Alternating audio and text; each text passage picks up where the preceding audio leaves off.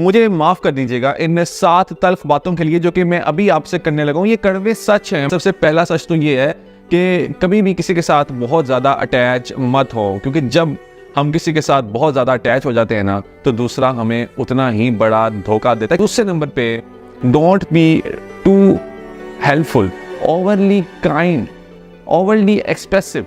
कभी भी किसी के साथ इतने ज़्यादा अच्छे मत हों कि वो इंसान आपको फॉर ग्रांटेड लेना स्टार्ट कर दे। तीसरे नंबर पे ये याद रखिए कि जब आप लोगों को अपने गोल के बारे में बताते हैं कि आप किस चीज़ के ऊपर काम करें, साइंटिफिक रिसर्चेस बताती हैं कि आप वो काम कर नहीं पाएंगे, क्योंकि वो केमिकल जो कि उस काम को पूरा करने के बाद रिलीज होना होता है वो तो पहले ही रिलीज हो चुका होता है। चौथे नंबर पे, अपनी उदासी को छुपाइए लोगों से, मगर एक शख्स से मत छुपाइए, और वो होता है साइकोलॉजिस्ट। कोई भी इंसान किसी भी उदास शख्स के साथ रहना नहीं चाहता, वो बोर हो जाता है।